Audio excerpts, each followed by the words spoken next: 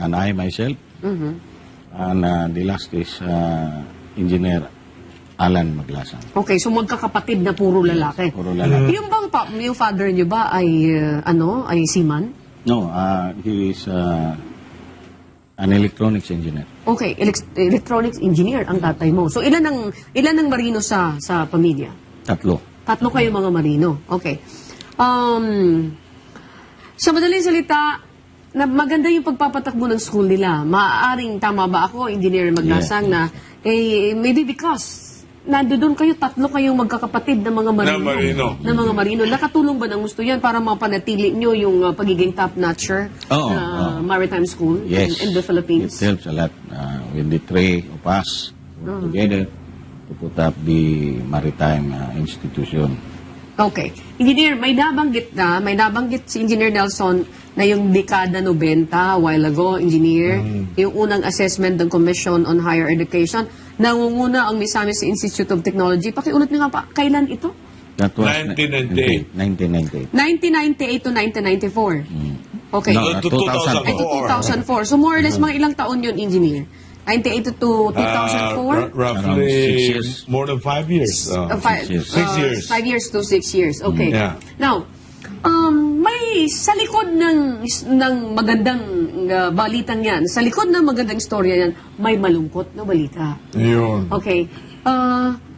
Bakit nawala ang top na maritime school mula noong 2004 hanggang sa mga taong itong 2014, Yes. bakit nawala ito sa talaan ng mga magagaling na mga maritime school in the country? The Zamboanga Maritime Institute of Technology, the Misamis Institute of Technology, na kayo po ang nasa likod nito. Actually, what happened is, when MIT, Misamis Institute of Technology, nagiging number 1 up to the 2004, that was already our parents passed away. And then, mayroon kaming kapatid na siguro gusto nila na yung asawa, yung wives, ipasok nila sa korporasyon. But the 3 of us, kasi 6 kaming magkakapatid, yung 3 is against about their Inclusion. plano. Pero that was the start na medyo hindi kami nagkaintindihan. Sa 6, nadidlak kami, 3. And then that was the year already, that was the year in 2004, na yung problema namin hindi talaga madala sa usapan naming magkakapatid. Then doon na pumunta sa korte. Nandun na sa korte. Ibig sabihin sa madaling salita, nagdemandahan kayo? Nagdemandahan na. For how many years? When we come back, Engineer Nelson, pag-usapan natin yan. We'll pause for a break. Sandali lamang po.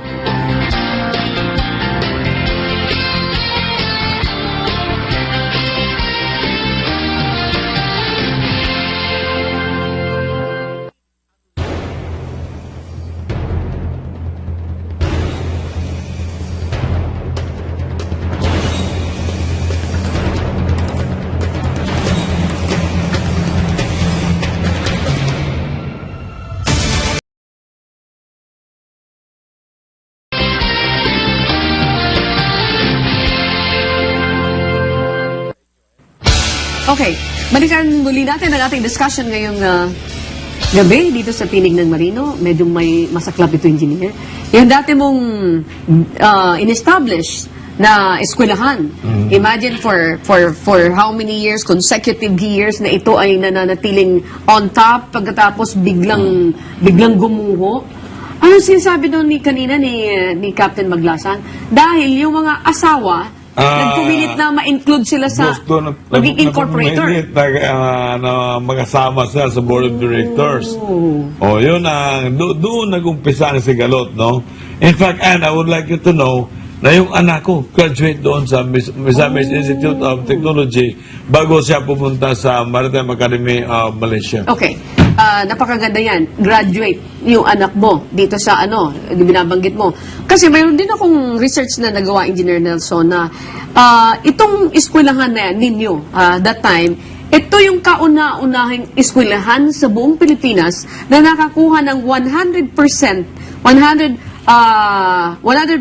passing certificate ng PRC licensure examination. Yes. Tama ba yung research na nagawa ko, Engineer Nelson? Yes, tama yan, Ann. In fact, palagay ko, hindi na naulit yung ganun na may nagakuha na 100%. Say, mga 20 ata sila mahigit noon, o 50, na kumuha ng examination, and then 100% yung passing. Okay. Anong ginawa niyo po doon? Talagang ano ba? Walang leakage? Katulad ngayon, di ba nauso yung mga leakage? Ganito yan, Ann. Doon sa eskwelahan nila. Yung mga estudyante kasi, talagang kung sa material pa sa, the raw material, nandoon talaga, that precious gem, something like that, no? But not polished. Then they were polished when they were there in the schools. Talaga mga magaling. Yung nagkaroon sila ng program na study now, pay later program. Okay. Sa mga mahirap, ngunit magaling ng mga estudyante. So, sila muna ang gumasto ang pagbayad kapag nakasakay na sa barko. Oh, Ganon ang ginawa nila. Ang galing pala yung mga ginawa niyong programang yan, Engineer Maglasang. Yes. And then, yung mga shipping companies were there. Kaya they supported the project kasi wala na silang gagastusin. I-deliver na lang na eskwelahan yung finished product na talagang magaling na. So, nabaagad na kasi yung mga shipping companies ay nandoon kaagad, kinukuha ka. Walang bakante. So, ibig sabihin, Walang bakante na estudyante. after na makagraduate sila, yung deployment ay Nandoon ka agad. napakabilis. Kasi yung mga produkto mo ay talagang magagaling. Yeah. Okay. Ganon. That was the concept when the MIT has been awarded as the #1 maritime school. What worries me at that time is siguro yung lahat ng mga maning pupunta doon sa MIT para titingnan kung bakit nag-1. So that's why I created the Project Alpha, which is Study Now, Pay Later.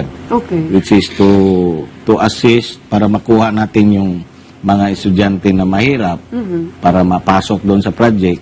So ito yung mga bata na tinatawag, they were trained in their academics at saka mayroong discipline in the controlled environment. Regimental. Kasi gigising sila sa alas 4 ng umaga. Nandoon yung mag-jogging sila ng 25 times sa quadrangle.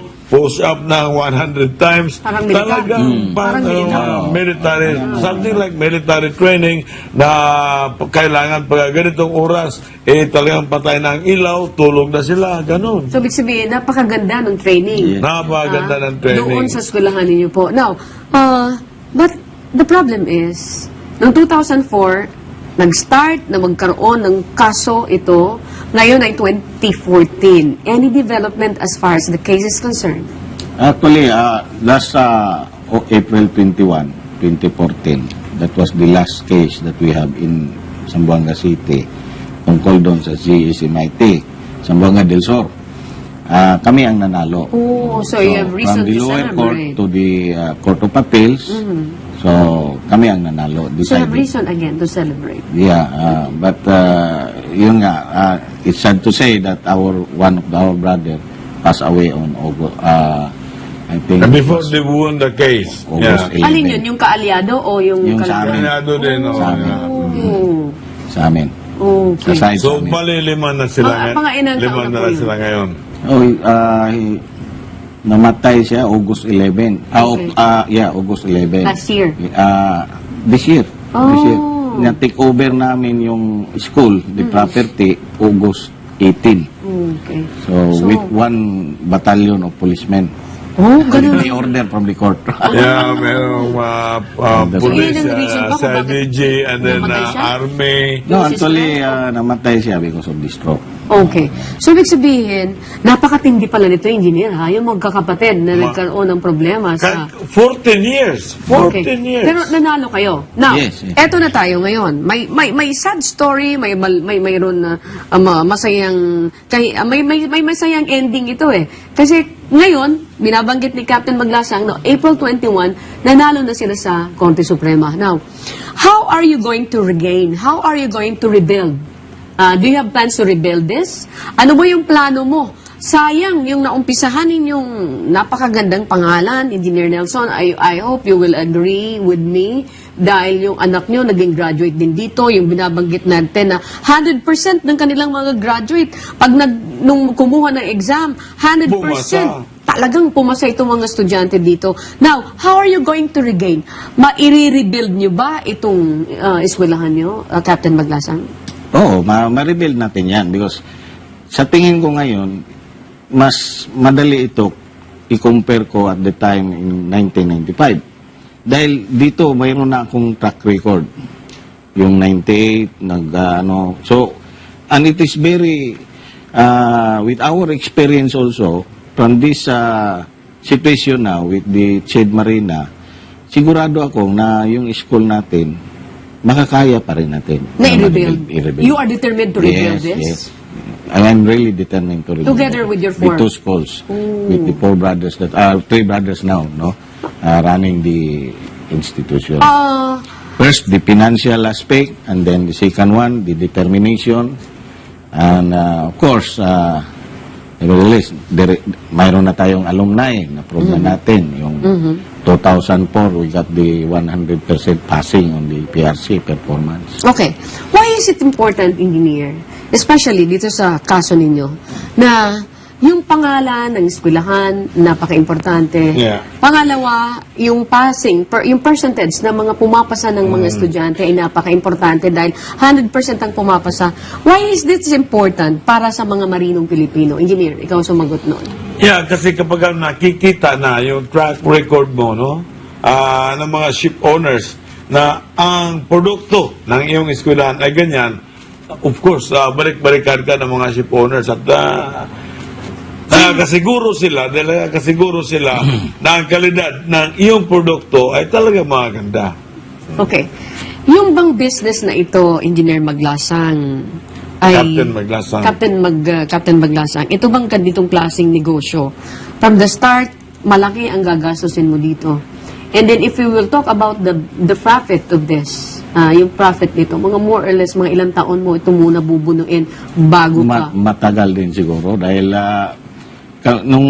when my father started the school, way back 1965, nag-start lang siya with 17 students, vocational radio mechanics. For about siguro mga 12 years after, nag-expand siya, nagbukas siya ng maritime, yung vertical, una. 2 years pa noon. So, actually, na yung MIT, mga late 1980s na. So, Saka ganun kayo ang nakabawi? mga 20 years. So after 20 years na kayo nakabawi? Okay. How many hectares do you have? Sandali lamang po. How many hectares do you have? Kung i-rebuild mo ito, ano na nangyayari doon sa dating campus mo? Nawala na ba ito? Naibenta mo na ba ito? At pag mag-re-rebuild ka, mga ilang hektarya pa ang kakailanganin mo para at least manumbalik ka yung dating sigla, dating pangalan, yung pagiging top maritime school ng eskwelahan mo dito po sa Pilipinas. When we come back, pag-usapan po natin yan.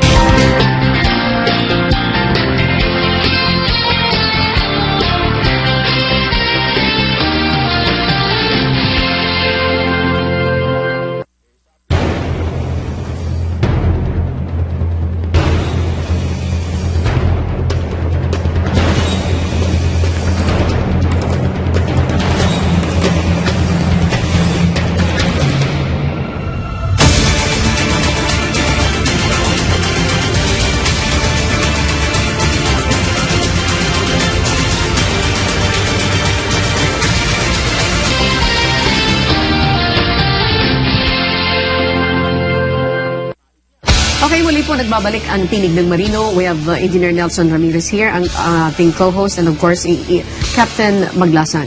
Engineer, a while ago I was mentioning na ano yung gagawin para manumbalik yung dating sigla ng eskwelahan, kung dating top-notcher ito sa maritime school in the country, ano mga dapat gawin, yung mga dating mga equipments kung mayroon man, ando dun pa ba, hindi pa ba ito naibenta? Yes, Engineer. Yeah, but that we are now 2014, no? 2004 nung nag-umpisa nagkaroon sila ng mga legal battles. So during that year, that time from 2004 to 2014, there were already changes and of technologies and also changes and the amendments of the IMO STCW Convention. So with the changes now, you have also to change whatever equipment that you have. So probably for the equipment alone, you will need something like 60 to 70 million. And then aside from that, yung mga kanilang mga instructors doon na magaling ay napunta na rin sa ibang eskwelahan. Kailangan ibalik o kumuha ka na naman ng magaling na instructor because a student can only learn from their whatever the knowledge of their instructors have. Meron ka nga magandang mga equipment, yung instructors mo naman hindi naman magaling. So, you get to have a very good instructors and also the equipment. And I understand here, sila lang ang eskwelahan na may sariling barko. Tama ba yun? Noong panahon na yun, ngayon silang sariling barko. So ngayon, training ship. yes. At nabulok lang yung barkong yun, napabayaan. Okay, so ngayon po, kailangan maibalik mo yan. More or less, doon sa pag-uumpisa nito, Captain Maglasang, mga ilan ang kakailanganin niyo dito? Sa ano ko is each school, MIT, around 80 million. 80 million, so we'll be dealing 160 billion. Okay, so, naniniwala ka ba na by the time na maitayo mo ulit ito, andi dyan muli yung mga principal mo? Hindi ka ba mahirapan na kumuha mga principal?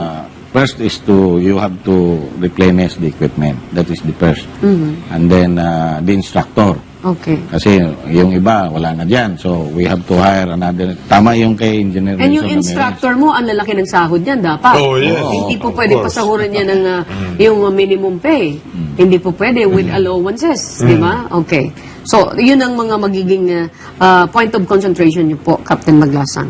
Okay, Engineer, what are the courses na naiisip niyo pa rin na i-offer diyan sa eskwelahan ninyo pong yan? Itong Zamboanga Maritime Institute of Technology and of course itong Misamis Institute of Technology. The MIT, mayroon siyang kurso na, yung nautical, tsaka marine engineering, tsaka mayroong HRM, mayroon ding accountancy, tsaka IT. Yung sa CCMIT, Zamboanga del Sur, pareho lang. Ganon din Pero ang nung kurso. araw na para naalala ko, meron pa kayong aeronautical courses kasi vocational. meron silang aeroplano nung araw eh. Sarili silang eroplano? May sarili silang aeroplano. Oo. So, that time pala talagang sayang at nagkaganito. Pero kaya very determined naman ito si Captain Maglasang na i-rebuild, ma-restore muli ang pangalan na nawala dito sa MIT at ZMIT. Engineer, maitanong ko rin sa inyo, mayroon bang target plan when to start, when to rebuild this? Bago ba mag-start ng opening school year next year, ay muli na itong manunumbalik? I would say, if you talk of the time is now. Okay. The time is now Okay. because the EMSA, the European Maritime Safety Agency, is very strict on the assessment Okay. of the maritime So, schools. when is the target time to rebuild the school? Actually, when we took over, nag-umpisa na kami. So, siguro by November, maano na namin ito. So, ibig sabihin, by November- Yung first November level, this year? First level, yes. This was Yes. 2014? Because you have no more time next year. Oh, I see. You have to do So, First so ibig sabihin, level, immediately. maybe by March next year, yung third level na sinasama na magawa niya na. So, but- Magpasan talaga to. You're going to get enrollment now? Mga ganyan? Hindi naman. O ngayon na? Ngayon na. Umpisahan mo na. Umpisahan mo na. So, paano yan? Those students in Zamboanga and Misamis who are interested na pumasok dito, open pa ba kayo doon sa sabi mo, isa sa mga nakatulong, nakaganda ay yung pag-offer nyo ng study now, pay later. Are you going to offer that again, Captain Maglasang? Yes, we will open that one again. both school, MIT and si Kasi MIT. Okay. Pagadian ang Samis. Okay. Mga kasambahay, mayroon kayong mapupulot na lesson, engineer, dito sa isyong ito, di ba? Magkakapatid, dati-rate nasa rurok ng Tagumpay, napakaganda yung name, ng pangalan ng kanilang maritime school. Imagine, top maritime school in the country, in the Philippines. Pero nagkaroon ng problema dahil may miyembro ng pamilya na yung mga abot, ibig Gustong sabihin, isama ito yung mga yung manumanugang, magkakapatid, Oh, yeah. na nag-away-away dahil doon sa mga asa-asawa na gusto Gustong maisama na maging board of director. Ano po ang gusto nyong ipagbigay alam, ipahiwatig? Is this the first time na may nangyaring ganito sa sa maritime school? Ganitong klaseng istorya, Captain Maglasan? I think mayroon din mga school, maritime school, pero sandali lang yung intra-corporate dispute nila. But in this case, Pero yung sa amin, ang pinakamatagal, umabot kaming 14 years. Kaya siguro kung may televiewers dyan na mayroong pareho din sa amin, dapat wag na kayo pupunta sa korte. Sikasuhin nyo na lang, pag-usapan ninyo para hindi masira yung pinaghirapan ng parents namin, yung sa inyo, parents niyo, na parang matuloy yung whatever they have established their legacy. okay, paano kayo pag nagkikita-kita? Ngayon na nanalo na. What happened to the two of your, brothers? Siguro, yung dalawa, malungkot sila. Pero kami, open naman kami because Pero how do you open your communication? Di ba dapat mag-start sa'yo, okay, I'm going to call my brother. Okay, kakalimutan na natin yan. Kung kayo'y natalo, come. And pag-usapan natin, balik natin yung Are you doing that? Ginagawa mo ba yun? yeah, we are doing that one. But siguro ngayon, siguro yung dalawang kapatid ko, medyo may apoy pa siguro. So, hintayin namin yan na mawala yung apoy para magkausap kami. Kasi mas maganda 5 kami. Ngayon, wala na yung isa. So, at saka mga matanda na rin kami. So, yun lang. Pag-usapan namin, they are still be with us. We are Okay. inviting them. Okay. Now, ano ba ang pwede niyong ma-contribute pa sa maritime industry as a whole? Actually, yung pinaka-importante na matuloy namin what our parents have started, na katulad nung study now, pay later, na makatulong tayo sa yung maraming mga mahirap yan. Mahirap na mga matulungan natin. estudyante. Very good. Very good. Napakaganda ng Poor but deserving students. Exactly. Tama po yun. Kasi malaking tulong yan doon sa mga estudyante. Engineer, gusto kong magbigay ka ng mga dagdag na impormasyon tungkol dito sa usapin ng may kanalaman doon sa mga poor but deserving students na maaaring maging programa nila. Ano ang mai-contribute nito, Engineer, doon sa mga deserving students? Yeah, ganito kasi this course, kasi sabi ng iba na para pa mahirap ito, hindi talagang kung sa ibang lugar, no, iilan lang ang eskwelahan ng maritime. Bakit? Kasi financed by the government. Dahil this is really a very expensive course. Now, if you are poor, how can you enroll in this kind of course? Na talaga namang biruin mo in order to have this course, pinakamaganda talaga meron ka sariling barko, no? And that is because the best laboratory for this kind of course is to have your own ship, no? Your own training ship. Yan ang nangyayari sa Europe, yan din ang nangyayari sa Amerika. Kung meron kang maritime school, ay meron ka ring sariling barko. Now, yung mga computers, yung mga simulator ngayon na nagkakahalaga ng mga 30 million, is really very expensive. So- para magkaroon ng laboratory. Okay, so ibig sabihin, kung ito may offer ng muli ng kanilang eskwelahan doon sa mga deserving students, kahit na wala sila, malaking tulong ito dito sa ating industriya. Yeah, malaking tulong. Yung ginagawa nila sa mga estudyante na matatalino naman sana, ngunit walang pang-tuition. So, ang ginagawa nila para makapag-aral ang mga mahihirap na estudyante yun ay study now, pay later, saka na lang, kung may sweldo na, saka na lang sila magbabayad sa eskwelahan. Oh, nice. Okay, that's a very good project. Okay? Mga kasambahay, may lungkot pero may saya dahil kahit na papano, itong kwentong ito ay maaaring pakapulutan ng aral nung ibang mga kababayan natin na nanonood. Ha? Sana wag humantong sa away-away. Sana malutasyan. Opo, may gusot man, pero wag nang umabot sa korte, lalong-lalo na magkakapatid. Magkakapatid, yung reputasyon ng pamilya, apektado yan, at nasira pa yung kanilang, yung kanilang relasyon. And salamat naman kasi sinasabi ni Captain Maglasang na unti-unti na itong nanunumbalik. Yeah, maring yung init o yung galit ng dalawa niyang kapatid ay medyo mainit pa rin, pero sa palagay ko sa time can heal, no? That's correct. Okay. Mga kasambahay, wag po kayong aalis dahil sa pagbalik namin. Tunghayan nyo naman po ang tungkol sa buhay Mandaragat. But Engineer Nelson, thank you once again. At ganun din dito kay Captain Maglasang. Maraming salamat po. Maraming salamat po. Eto na po ang buhay Mandaragat.